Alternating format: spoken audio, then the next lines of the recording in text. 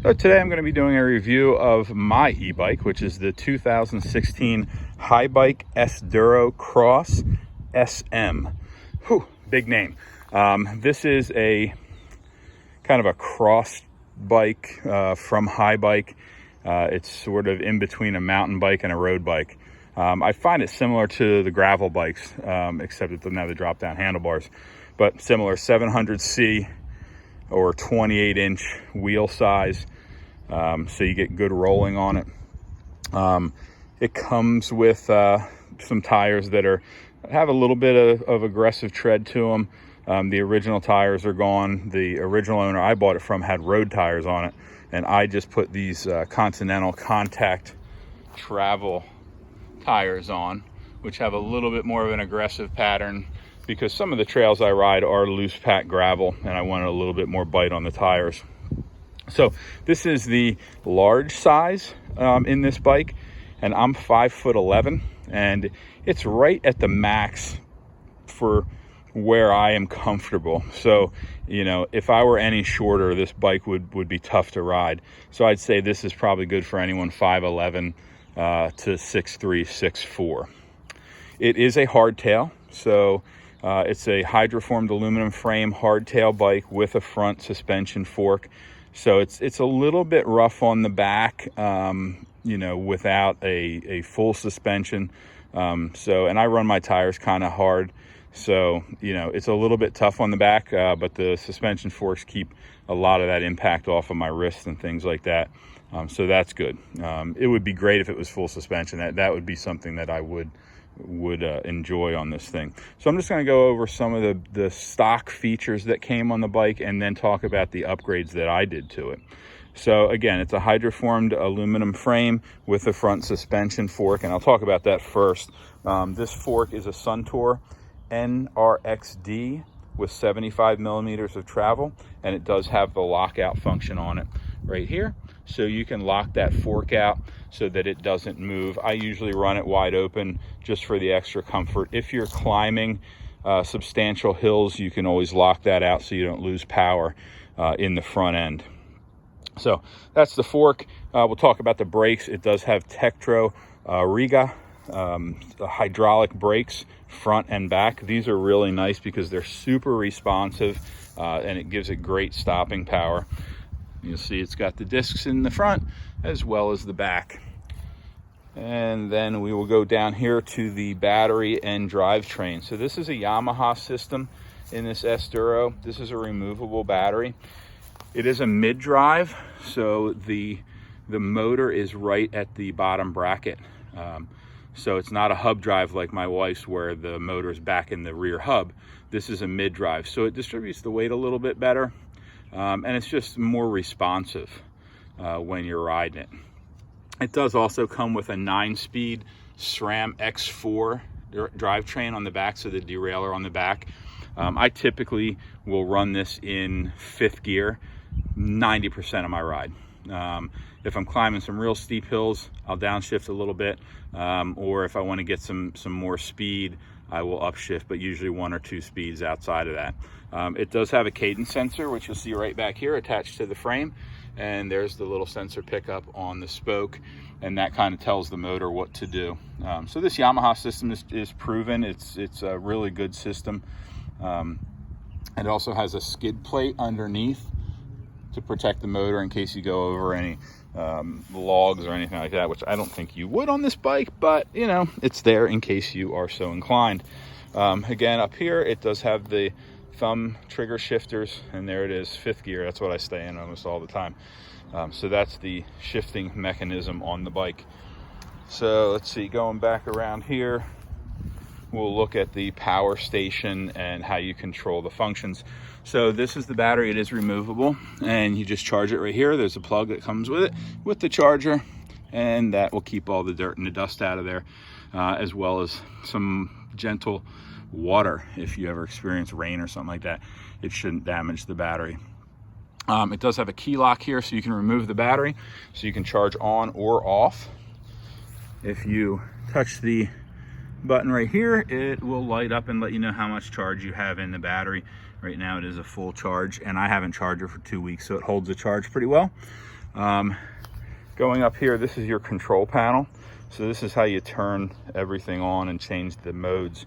So you just push this power button, everything will light up, and this is where you'll see miles per hour. So it does have a speedometer on it, and that'll let you know how fast you're going. It does have a max speed of 20 miles an hour. If you push this up, it'll tell you your battery percentage. So right now it's saying I have 90% battery. And then this is miles. This tells you how many miles you have left based on how you're riding. And I find it to be somewhat accurate, but not incredibly accurate. And again, that's to be expected.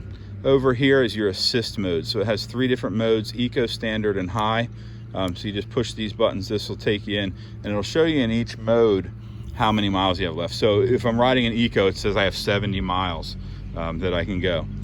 If I put that up to standard, it drops to 45, and if I go into high, almost cuts it in half at 37.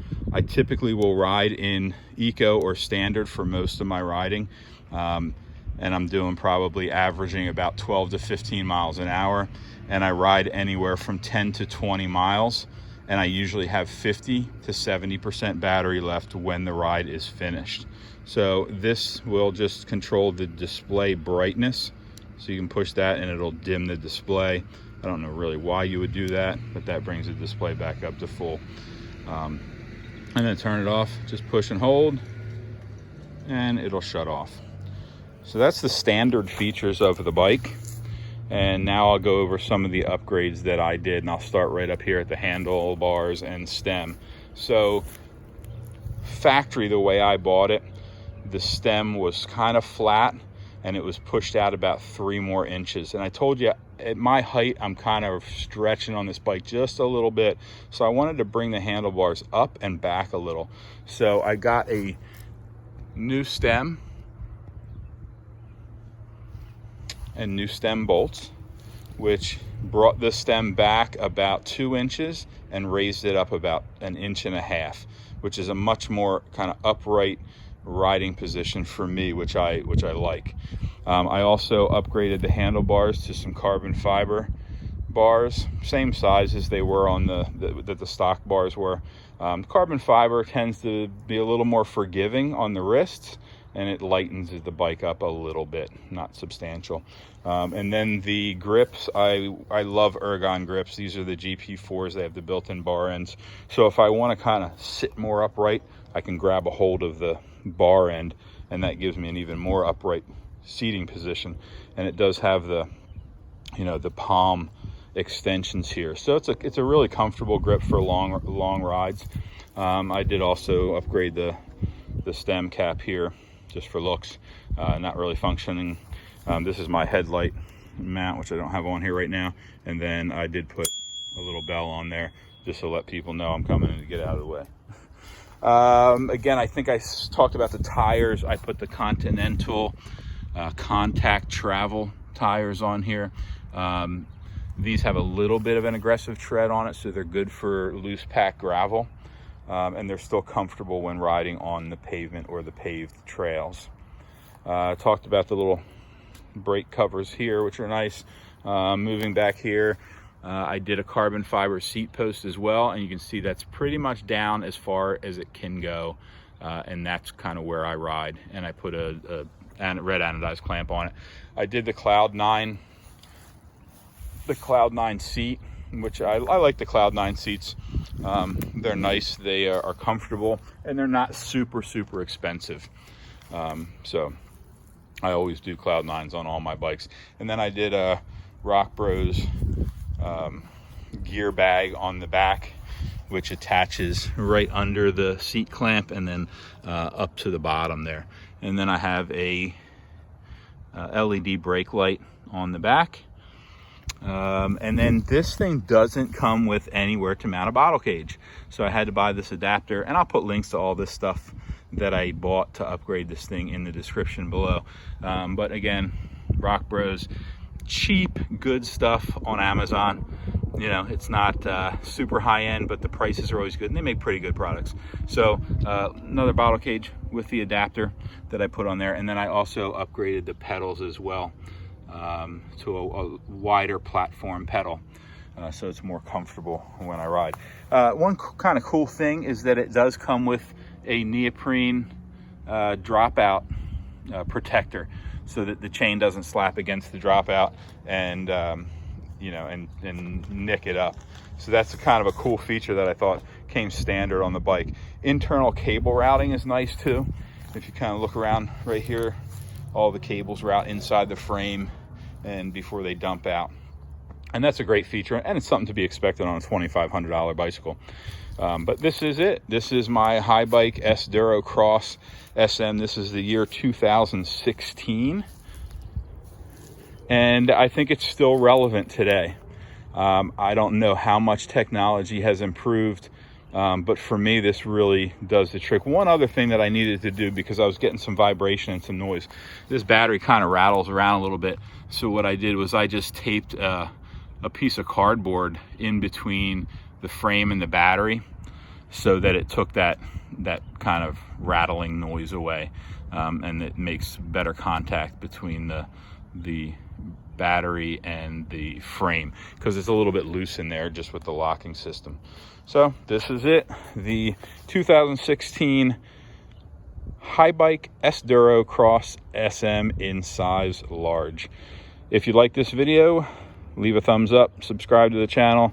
I do these one take review videos on my iPhone, nothing crazy. I have no editing skills or anything else, so you know, I'm just kind of doing a one take thing, so there's going to be mistakes in it. I appreciate you watching. Thanks again. Leave it a thumbs up if you like it. Hopefully I will get more proficient at these videos and maybe start doing a little editing. But again, thanks for watching. Peace.